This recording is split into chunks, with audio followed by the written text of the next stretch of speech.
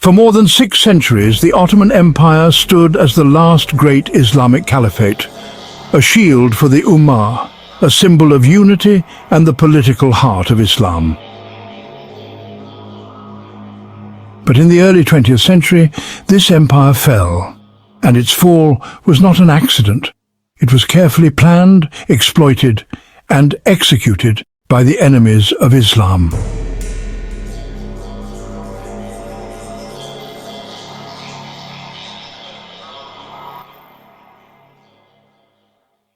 For over 6 centuries, the Ottoman Empire was a titan of the world stage. At its zenith, its dominion stretched from the gates of Vienna across North Africa and deep into the Middle East. Its capital, Istanbul, was a global center of trade, culture, and power, a legacy that still echoes today.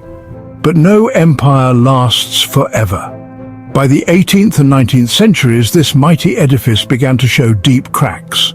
The world was changing rapidly, and the Ottoman state, once a dynamic power, found itself on the defensive, struggling to keep pace. Internally, the rot began at the top. The line of powerful sultans gave way to weaker rulers, isolated from their empire's realities. Corruption became endemic, hollowing out the administration. The once feared Janissary Corps devolved into a political faction, resisting modernization and paralyzing the government. Externally, the pressures were immense. European powers, with their new sea routes and industrial might, bypassed Ottoman trade and created an economic gap the empire couldn't bridge, leading to crippling debt. Militarily, Ottoman forces stagnated while European armies modernized, leading to repeated defeats. And perhaps most potently, the idea of nationalism swept through the empire's diverse peoples, Greeks, Serbs, Arabs, who began demanding their own independent states, fracturing the empire from within. By the 20th century, European diplomats had a grim nickname for the state, the sick man of Europe. But sickness alone would not deliver the final blow. That blow came with World War I. In a fateful gamble, the Ottoman leadership sided with Germany and the Central Powers, hoping to reclaim lost power. It was a desperate roll of the dice. When the Central Powers lost, the victorious allies, Britain and France, moved in. Through secret deals like the Sykes-Picot Agreement, they carved up the Ottoman Middle East, drawing arbitrary lines in the sand that betrayed promises of independence and ignored local realities. From the ashes, a Turkish nationalist movement led by Mustafa Kemal Ataturk forged a new nation. In 1922, the Sultanate was abolished, and in 1924, the Caliphate, the last symbolic link to the empire's past, was dissolved.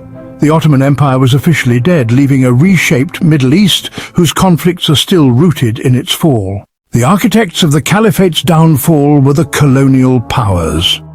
At the dawn of the 20th century, Britain and France saw the Ottoman Caliphate as the last obstacle to their world dominance. It wasn't just a territorial empire, its sultan was the caliph, a spiritual leader for millions of Muslims worldwide. This transnational influence was a direct threat to the colonial project, which thrived on division. Their strategy was classic divide and rule. They exploited the Ottomans' internal weaknesses, but their masterstroke was weaponizing identity. They fueled the Arab revolt with false promises of independence.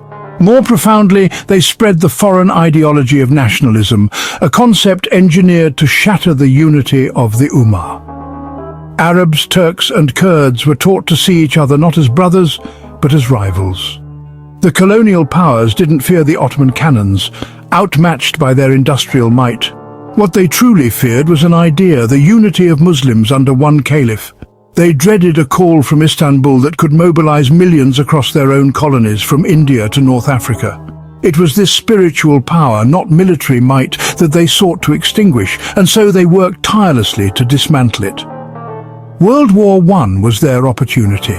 While battles raged, diplomats secretly drew lines on a map in the infamous Sykes-Picot Agreement, callously partitioning the heartlands of Islam.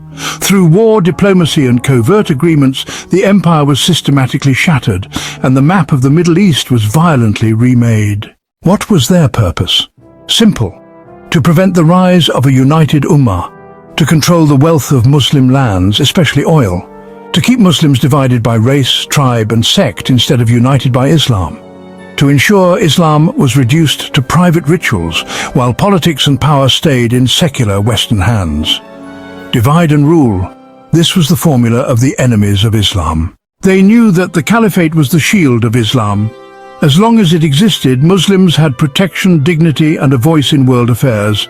Without it, the Ummah became fragmented, leaderless and vulnerable. So the collapse of the Caliphate was not just a political change, it was the breaking of the backbone of the Muslim world.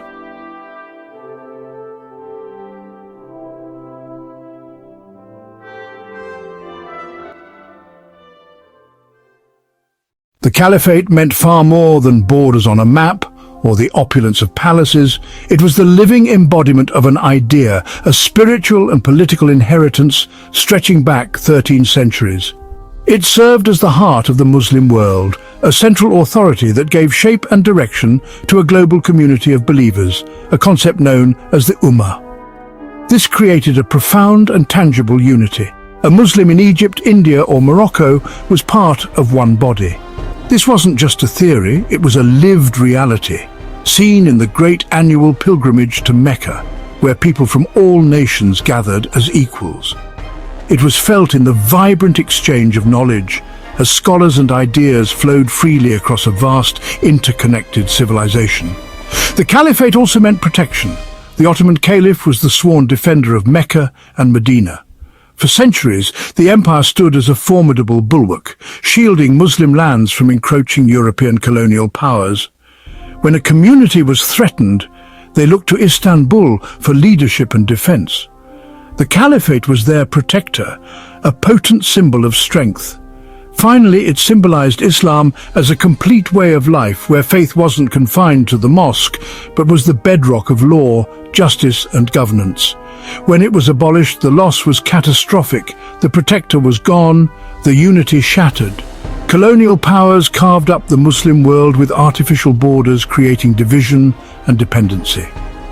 Muslims lost not only their last great empire, but their collective dignity and a center of gravity that had held their world together for centuries. Colonial powers used many plots, secret treaties like Sykes-Picot to divide Muslim lands, encouraging Arab nationalism to turn Arabs against the Turkish Caliph, supporting puppet rulers who served Western interests, not Islam, redrawing borders to create weak artificial states, spreading the idea that the Caliphate was outdated so Muslims would stop dreaming of unity. The fall of the Ottoman Empire was one of the greatest tragedies of our history. It left the Ummah divided, vulnerable and exploited. But history also teaches us this: the Muslim Ummah has always risen again after weakness. The Prophet Muhammad, peace be upon him, said, "The Muslims are like one body. If one part suffers, the whole body feels pain." The enemies of Islam understood the power of unity. That's why they worked so hard to break it. The question now is, do we, the Muslims, understand it too? The fall was their intention, but the rise can be ours.